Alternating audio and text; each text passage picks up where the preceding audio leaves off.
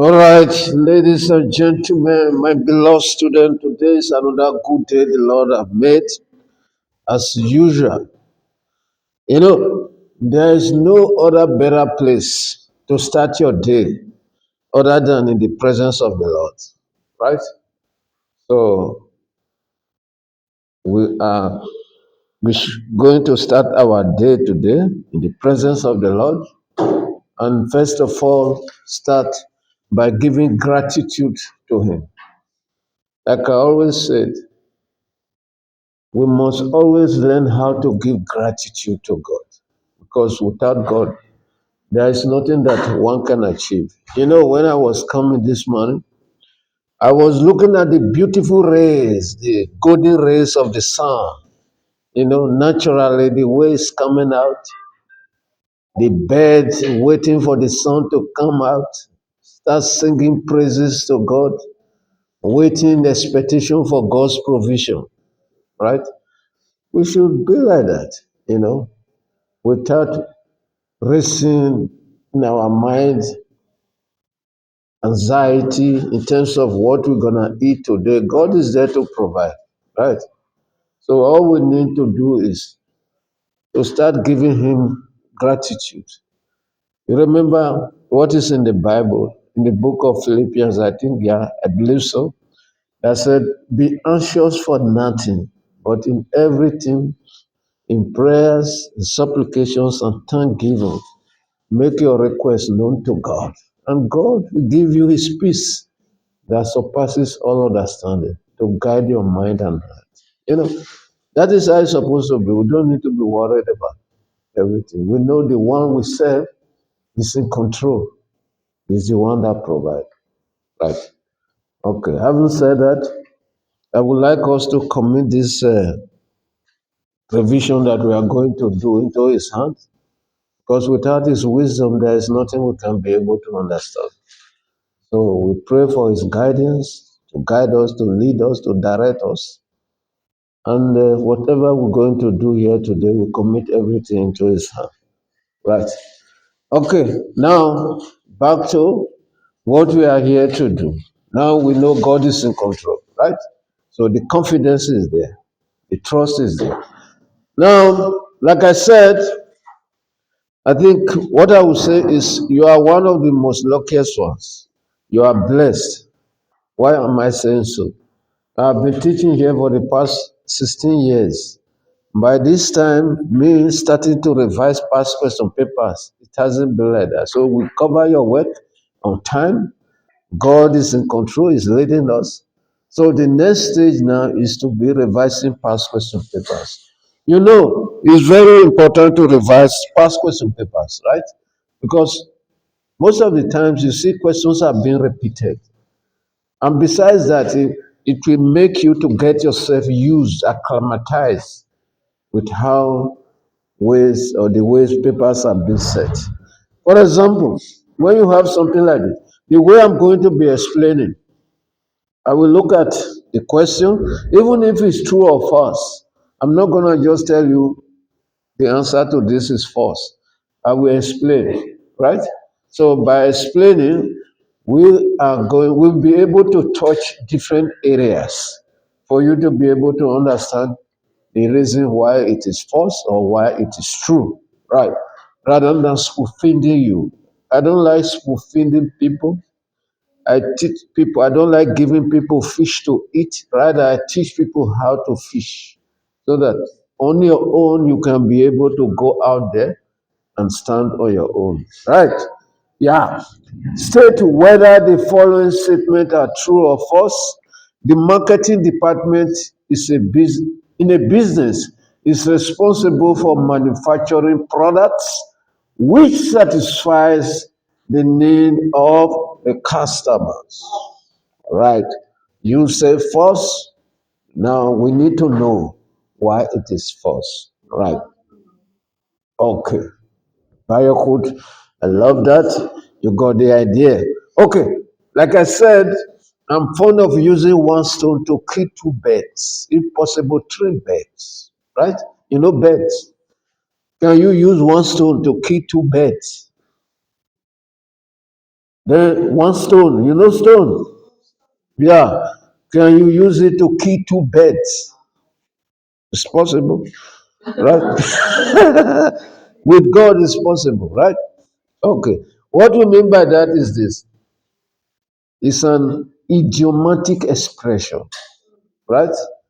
Idiom. What it means is you utilize your opportunities, you optimize your resources, you optimize your time to achieve a lot of stuff with minimal effort. That is what we mean by that. So when you look at a business, guys, listen very well.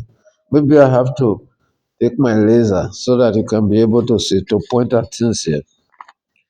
What we are doing now is very, very important. Very, very important. Okay, Bayakut, here we go. When you look at a business is made up of different departments. Departments, right? Okay. You got finance department, finance that is responsible for managing the uh, financial aspect of the business, right? For example, they can be in charge of making sure that there is money to buy things, right? In the business, right? They keep the accounts of the business in terms of how much is coming into the business and how much is going out into the business, as well as the cash flow, all those kind of stuff, right? Okay. You know, the financial aspect of the business is very important because if the money is not there in the business, how are you going to be able to transact? It's going to be difficult. So, in the first case, the finance department needs to know how to manage the money in the business, the people that works in the finance department. Hello, do you understand what I'm saying? You? Okay, focus. Pay attention. Don't look somewhere else. Rather, you must look at me. Right? Okay. Now, besides the finance department, what else you have? Perhaps the purchasing department. Purchasing. When I say purchasing, you know what I'm talking about? Purchasing. You know what I'm talking about. These days, they don't even call it purchasing. There is a new name for it. Who can tell me the new name for it? In the business, in an organization, that department, there's a new name for it now. Who knows? Procure, okay, you say procurement. Besides that, now they've already, there is another new name. Not a procurement again, but you tried. I like that. I like that. Brilliant girl. Although you eating in the class, you see the point you scored now. Now with you eating in the class is I minus it, right? Yeah, we call it supply chain management. Supply chain management. You've heard it. Supply chain, SCM, supply chain management. We used to call it purchasing department before. Later, now they advanced to a new name, like she said, procurement. These days now they say supply chain. Supply chain, right? What is the function, or rather the responsibility? What do supply chain department do in an organization? Like you said, they procure items that are required for the business. Stock, can purchase stocks, they can purchase supply sundries, right? Anything that they need to buy, they are in charge, right? There's processes involved that I don't want to go into now, whereby if we can, or if we want to talk about requisition, if you need something, you complete a form, we call it requisition form, then you sign it, your boss or your manager has to sign it, your line manager, then you send it to the purchasing department, right? Okay, so they buy things that are needed in the organization. Does it make sense to you? How many departments I have talked about now? I said one, we talk about, first of all, which one did we say before? Which department did we say before? Finance. I talk about finance. You must focus, right? Then I talk about procurement or supply chain department, right? Then you have production department. Production. Where do you have a production department?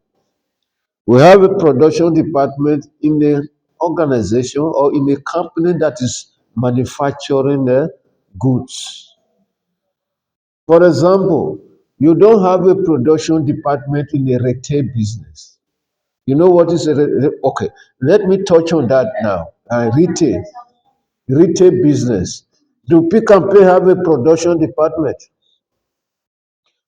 Do Shoprite have a production department? No. You see? Yeah. They got suppliers that supplies the stock, whatever they sell in there. So those things are made in a company, in organization. So the organization that are making manufacturing those stock, they've got a production department. Does it make sense to you? For example, if you go to Bokomo, here, Woodbricks, they got production department. What happened in the production department? That is where the raw materials are being transformed into finished goods. Osenze, that is where the raw materials, right, that is procured by the supply chain department are being transformed. They got machines that are doing it. Yeah, that is where the transformation takes place. The lovely. Now you know what I'm talking about. I'm loving it. Yes, we're talking about ops now, right? The inputs are being processed or transformed, if you will, into finished output. Where does that take place? Hello, you are the back, right? Pay attention. I said, listen, inputs are being transformed into output, right? Where does that take place in an organization? Which department?